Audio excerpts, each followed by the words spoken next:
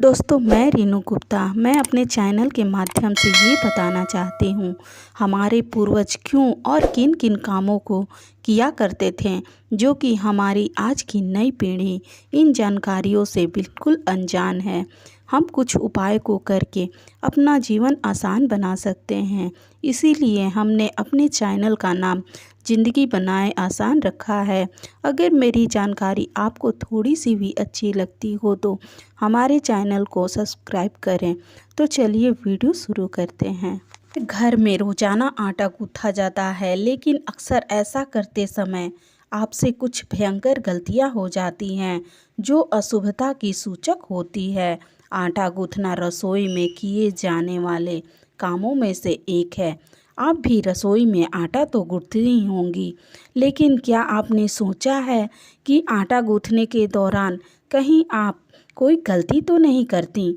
इससे पहले कि आप ज़्यादा सोचें, आपको बता देते हैं कि हम ऐसा क्यों बोल रहे हैं। शास्त्रों में घर और घर में मौजूद रसोई से जुड़े कामों के बारे में ऐसे कई महत्वपूर्ण नियम बताए गए हैं, जिनका पालन करना घर में शुभता लाने के लिए आवश्यक माना गया है।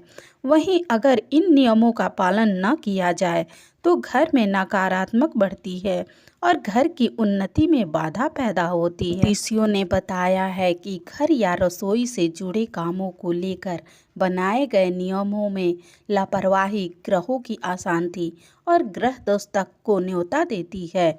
इसी कड़ी में उन्होंने हमें आटा गूंथने से जुड़े कुछ नियम के बारे में भी बताया है, जो आज हम आपसे साझा करने जा रहे हैं। आटा उतनी ही मात्रा में गूंथनी चाहिए जितनी ज़रूरत हो। आवश्यकता से अधिक और खाना बनाने के समय से अधिक पहले ही आटा लगा कर रखना घर में नेगेटिव एनर्जी को बढ़ावा देते हैं। अगर आप ज्योतिष की न भी माने तो यह आदत सेहत के लिए लिहाज से भी खराब मानी जाती है।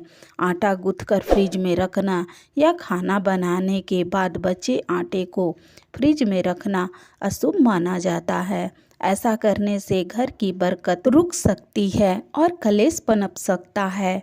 आटा गूंथने के बाद कभी भी आटे को यूं ही नहीं छोड़ना चाहिए। शास्त्रों के अनुसार आटा लगाने के बाद उस पर अंगुलियों के निशान जरूर बनाने चाहिए। ऐसा इसलिए क्योंकि जब घर की लक्ष्मी अर्थात बेटी या बहू की अंगुलियों के निशान आटे पर पड़ते हैं तो इससे घर में कभी भी धन की कमी नहीं होती। आटा लगाने के बाद उसे खुला हुआ कभी नहीं छोड़ना चाहिए। इसका एक कारण तो सेहत से जुड़ा है कि ढका आटा खराब नहीं होता और उनमें किसी भी मक्खी मच्छर के गिरने का डर नहीं रहता, और दूसरा ये कि ढका आटा परिवार के सदस्यों के मान सम्मान की रक्षा करता है। आटा लगाते समय पानी से हमेशा तांबे के बर्तन में लेना चाहिए। ऐसा इसलिए क्योंकि उसी आटे की रोटी का भगवान को भोग लगता है। ऐसे में आटा पूर्ण रूप से शुद्ध होना चाहिए। वहीं तांबे को एक पवित्र धातु माना जाता है, इसीलिए आटा लगाते समय पानी हमेशा तांबे के बर्तन में ही लें। इसके अलावा स्वास्थ्य की दृष्टि से भी तांबे को लाभदायक माना जाता है। आटा लगाने के बाद कभी भी बचे पानी को नाली में नहीं डालना चाहिए। उस पानी को किसी पौधे में डालना शुभ माना गया है। ज्योतिष के अलावा सामान्य रूप से भी यही आदत अपनानी चाहिए, क्योंकि आटे का पानी साफ होता है। ऐसे में उस पानी को फेंक कर बर्बाद नहीं करना चाहिए। ये थे आटा लगाने से जुड़ी कुछ ज़रूरी नियम। क्या नियम ये आपको पता था? तो हमें कमेंट करके ज़रूर बताएं, और नहीं पता था तो वो भी हमें कमेंट ज़रूर करें। ये जानते हैं थाली में क्यों नहीं परोसनी चाहिए 3 रोटियां? थाली में या तो 2 रोटी परोसते हैं या फिर 4। ऐसी ही मिठाई या अन्य चीज भी देते समय करते हैं, जबकि 3 रोटियां या 3 मिठाई हम कभी नहीं देते किसी को। लेकिन क्या आप वजह जानते हैं कि ऐसा क्यों नहीं किया जाता है और इससे क्या नुकसान होता है? चलिए आज हम आपको बताते हैं।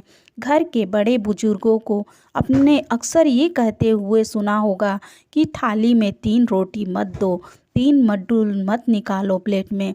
प्रसाद में कभी भी 3 फल नहीं चढ़ाया जाता। आखिर इसकी वजह क्या है? हिंदू धर्म में त्योहार चीज़ों को कुछ मान्यताएं हैं जो अक्सर हमें अपने बड़े बुजुर्गों से सुनने को मिलता है, जो हमारी संस्कृति में है और हमें अपने बुजुर्गों से सुनने को मिलता है।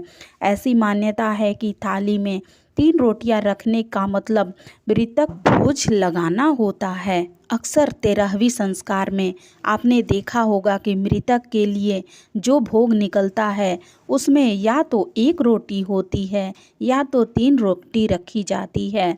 ऐसे में जीवित व्यक्ति के भोजन में 3 रोटियां परोसना अशुभ माना जाता है।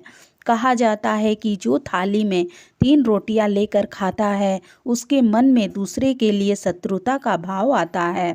सिर्फ रोटी ही नहीं, 3 लड्डू 3 फल भी एक प्लेट में नहीं रखना चाहिए। ऐसा करने से व्यक्ति की उम्र भी कम होती है।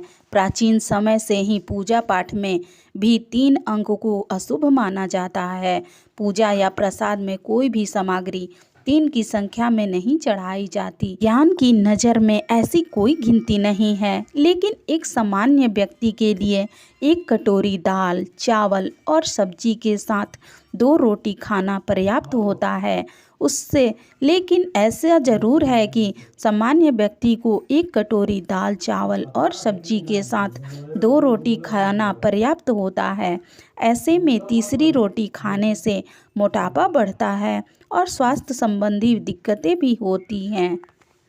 दोस्तों, मेरी जानकारी आपको थोड़ी सी भी अच्छी लगी हो तो वीडियो को लाइक और चैनल को सब्सक्राइब कर बेल आइकन प्रेस करें, ताकि मेरी दी गई ऐसी ही हर जानकारी आप तक पहुंचती रहे। इस वीडियो के लिए इतना ही। मिलते हैं अगली वीडियो में। वीडियो देखने के लिए धन्यवाद।